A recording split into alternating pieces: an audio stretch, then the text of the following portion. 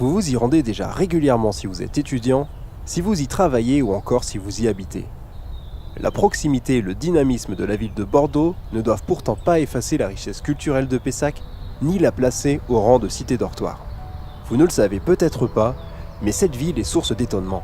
Qu'il s'agisse de ses monuments, de ses espaces naturels ou encore de sa vie culturelle, Pessac n'a pas fini de nous surprendre. Pour vous en convaincre, voici une présentation du cinéma Jean Eustache.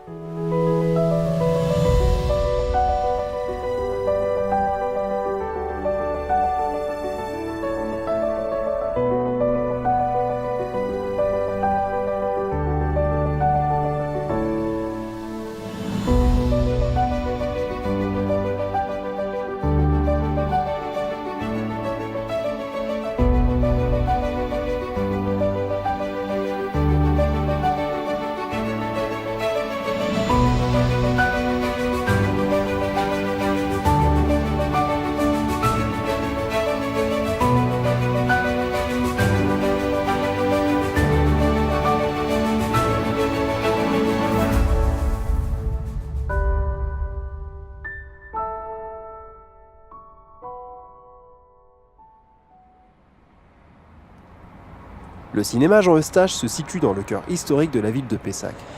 Situé sur la place de la République, il est facilement accessible à pied, en tramway par la ligne B, en bus, en vélo, en voiture et même en train.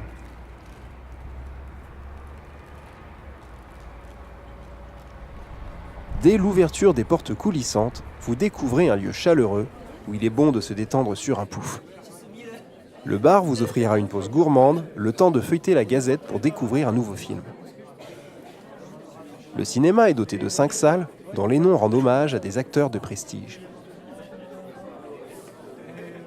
La salle Laurel et Hardy est la plus atypique. Son balcon vous permet de surplomber la scène, tandis que certains sièges aux imprimés bestiaux vous replongent dans les années 80.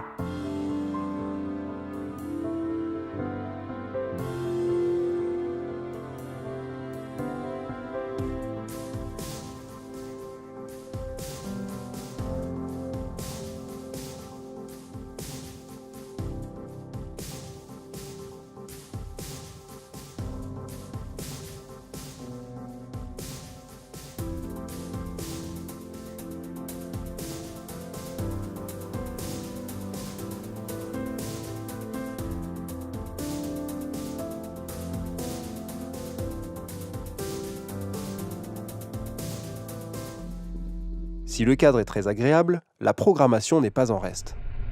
Jusque dans les années 80, le cinéma alors appelé Trianon proposait des films à gros budget.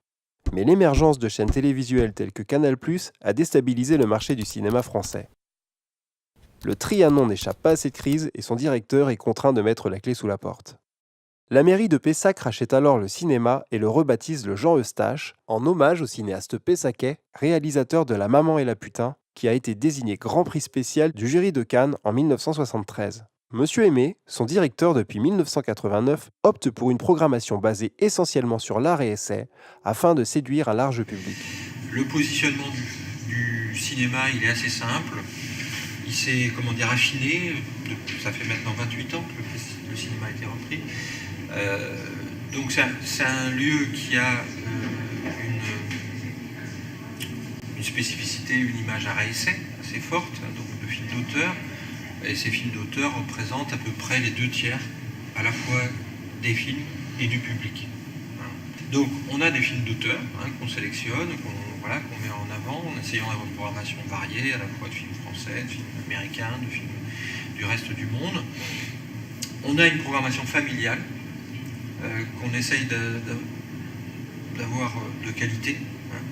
Donc beaucoup de films pour enfants, à la fois essai et grand public. C'est-à-dire que Jean Eustache, à peu près 400 films par an, ce qui est considérable, propose à peu près 150 séances accompagnées avec soit un atelier, l'œuvre d'un réalisateur, d'un intervenant dans le cadre de l'Université populaire du cinéma et de l'histoire, 3-4 festivals dans l'année. Donc voilà, il y a une profusion de propositions et le public est là, au rendez-vous.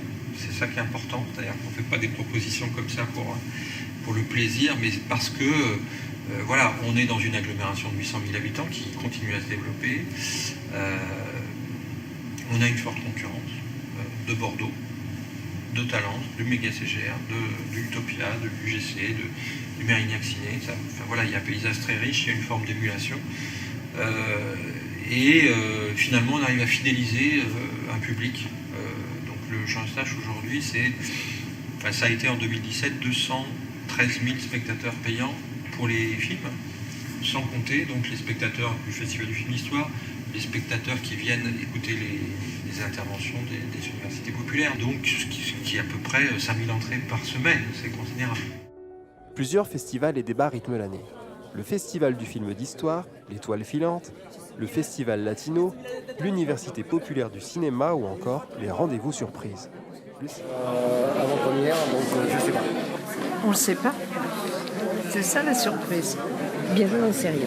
Je ne sais pas, puisque c'est la soirée surprise, enfin la série surprise, donc je ne sais pas. Et puis c'est une première pour moi en plus. C'est un film surprise. Enfin, je sais quel film, je ne le dirai pas, parce que c'est un film surprise. Le festival Télérama FKM pour les enfants, avec pas mal de jurys, dont beaucoup de jurys d'enfants, on y tient.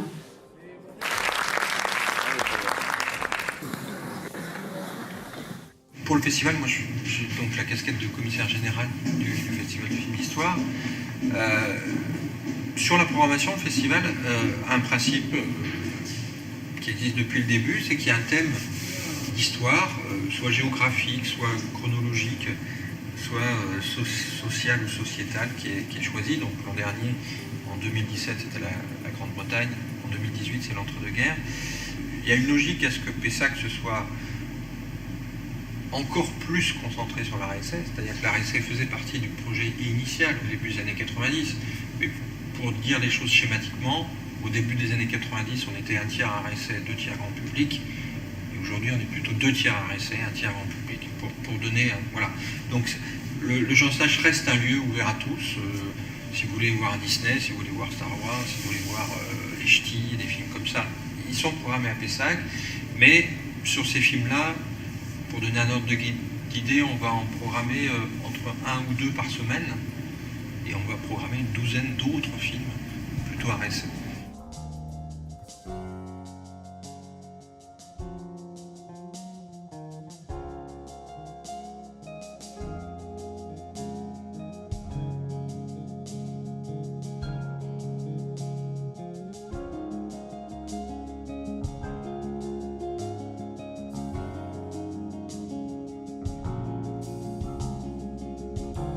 Le cinéma Jean Eustache se veut novateur par son offre culturelle diversifiée et donne la place qu'il mérite au cinéma art et essai.